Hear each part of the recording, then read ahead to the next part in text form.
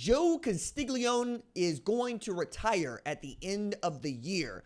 Let's talk about what that means for Oklahoma and why this is going to be a seismic change, not just at the University of Oklahoma, but across college sports.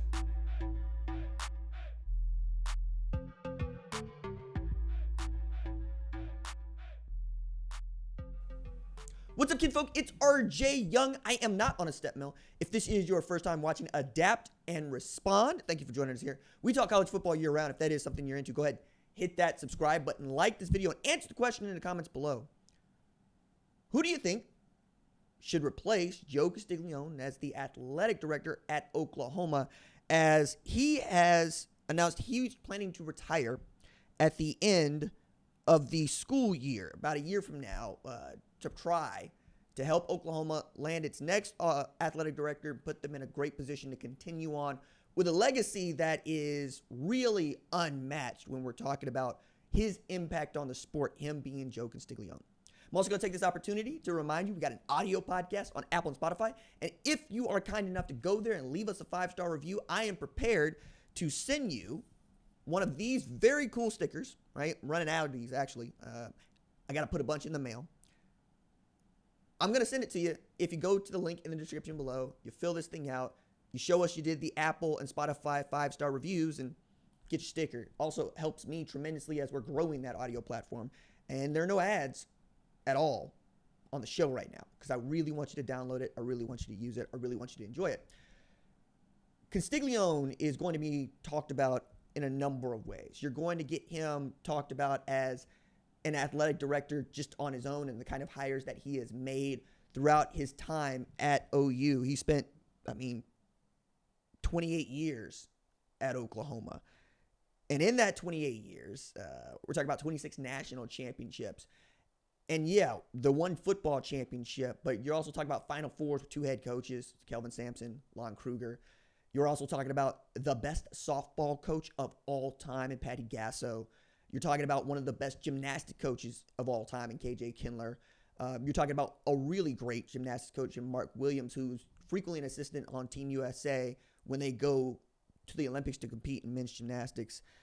And that is before we get into other Olympic sports like wrestling, where he saw Kendrick Maple go undefeated and win a national championship. We go down the line. At 67, the legacy is assured. The legacy is assured because 32 people that have worked for Castiglione have gone on to jobs as athletic directors or something like it. That's a remarkable feat because your coaching tree is everything. The way we talk about Hayden Fry's coaching tree is the way that we will talk about Joe Castiglione's coaching tree when it comes to athletic directors. The latest one being Zach Selman, who is the athletic director at Mississippi State, and his first football hire was the offensive coordinator at Oklahoma and Jeff Lebby. You're also talking about a dude that has served on the college football playoff committee, the men's basketball selection committee, baseball selection committee, and has seen the hire of not just Bob Stoops, but Lincoln Riley and Brent Venables. I think for us, though, as college football fans, to know the impact of Joe Castiglione is to see where Oklahoma was when he arrived and where it is now. And that's the legacy that I think we're going to spend most of our time talking about. When Castiglione arrived, he was a hire by President David Boren. And the football program in particular, which is the moneymaker in every athletic department, but particularly at a place like Oklahoma, whereas the pro team was down. It was not good. It did not make money. OU fans were not happy. We're talking about going through Gary Gibbs years where I don't think people really understand how good they had it when he was coach following Switzer, right? And then you have the 95 year with Howard Schnellenberger, which many OU fans want to forget, 5-5-1, held out guys on water. They passed out. They need to go to the emergency room. Just not a great year. Then you get to John Blake, who did his damnedest to try to do something worthwhile and could recruit the hell out of most areas why he got the job. But he didn't vibe with Boren, and he wasn't able to turn those recruits into developed players that could win championships. Enter Joe Castiglione, who made the most pivotal hire that Oklahoma has seen since Bud Wilkinson took over as head coach. I say that because Barry Switzer was going to be on the staff. Chuck Fairbanks was going to be there, and then the man who was great running the wishbone was the right guy at the right time and has his own legacy, right? Switzer has his own legacy, and we will celebrate it. We continue to celebrate it. But the bringing in of Bob Stoops really set Oklahoma up to be the kind of excellent program you know it to be. One of the things that Boren said is, look, I'm not going to be able to give you the money that you probably want and need to make this work. You're going to have to do more with less to start. And Castiglione said, okay, but I got to hire my guy. And he said, all right, who's your guy? He's defensive coordinator at Florida. His name's Bob Stoops. Let's bring him in. Bob signs on, and in short order, Oklahoma is not only playing for it, it's winning the national championship. First 2 years in on the job, right? 99, 2000, bang, Oklahoma's there. And then throughout the 2000s, the early odds, Oklahoma is not just good, it is a perennial power. You're talking about, yeah, OU didn't win this bowl game or that bowl game and had all these opportunities to win national championships with Stoops and should have done and won more. Okay, sure. But we're not just talking about winning at a high level. We're talking about Heisman winners, Jason White, Sam Bradford, Kyler Murray, Baker Mayfield. We're talking about finalists like Jalen Hurts. We're talking about the emergence of Adrian Peterson because they had the recruiting budget to go get him and to compete with Texas and A&M to get that dude from Palestine that was an absolute monster, a terror. And then you have a triumvirate of Stoops, Boren, and Castiglione that are in lockstep as they are running the Big 12, running right through it. And as the football program begins to really become a juggernaut again, Castiglione masterfully spread that money out and made a competitive Olympics program while also adhering to Title IX with a top 10 football team each and every year in and year out. Matter of fact, it's not lost on many of those coaches that they have some of the facilities that they have and they have some of the amenities that they need and the budget that they have to go recruit because the football team is so good. Patty Gasso would say it. I also got to thank Bob Stoops and the football program because we're able to go be great because they're great. It really is running downhill. It starts with the football program.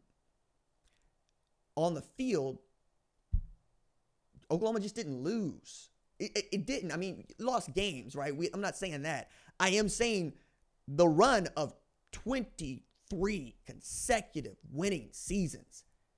That's the legacy, man.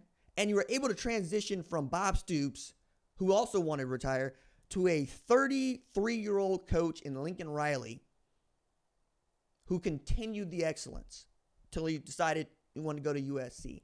Then you were back around to be able to hire Brent Venables, a very much coveted first-time head coach when he's defensive coordinator at Clemson, after he'd been your defensive coordinator and was a linebackers coach. You have history with almost everybody. You get to see Derek Shepard's kid, Sterling Shepard, become one of the great OU receivers of all time. You get to see Bob Stoops' kid, Drake Stoops, become one of the best receivers that Oklahoma's had the last 5 years. And you're getting to see your guys get drafted over and over again and the accolades that are placed on them. And you're able to continue to compete as the college football, college sports landscape is changing over and over again. People forget, we went to playing 12 games for the first time in regular season 2006. That wasn't a regular occurrence. We've seen the creation of the BCS. We've seen the creation of the college football playoff, the expansion to 12 teams college football playoff, transfer portal, immediate eligibility, which was when Castiglione first got this job, unfathomable. I got to tell you, I turned 38 later this month, right? July 31st. The idea that you could transfer and be immediately eligible, we just didn't entertain it. We never thought it was going to happen. The idea that you're paying players, we entertained it, but we didn't think it was going to happen. And Castiglione was able to guide Oklahoma through this, while transitioning to the SEC, the toughest football conference in the world.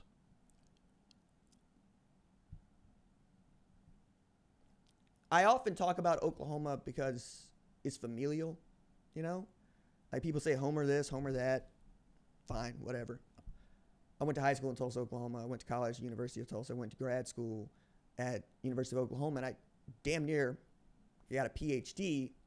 Didn't get one, but damn near got one from Oklahoma State. And I live in Tulsa. I don't think I'm stretching the truth here. I think I'm hitting the truth right on the head when I say I get to have pride about my state, about that team, because Joe Castiglione did such a great job stewarding it, and he was able to give the people around him the opportunities to plant things that grow. Not just in football, that's the one that matters, but everywhere. I mean, that Lon Kruger hire, I was a men's basketball beat writer at the time, and even I was like, yo, what are we doing here? And first thing I got was, you're going to like it. I know he's not a name that you're going to immediately jump up, but you're going to like it, I swear. And damn if I wasn't right. The man plucked Lon Kruger out, dude who's a Kansas State legend, by the way, one of the better athletes nobody talks about, and let him go get guys like Buddy Hield, who could not shoot. Energizer Buddy was there to play hard defense. That's it, run the floor. And in a year, that dude's knocking down threes. So much so that Steve Henson would make a joke like, hey, Brady Headslip, you want to get to the basket or not? Turns out, no, I'm going to be a 3-and-D guy. You're going to see a lot of people celebrate Joe Castiglione today and for the rest of the year. And at 67 years old, he has earned his flowers.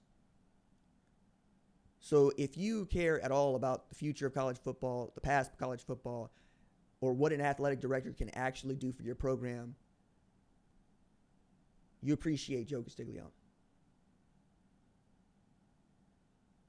Congratulations, Joe C. What a remarkable run, truly.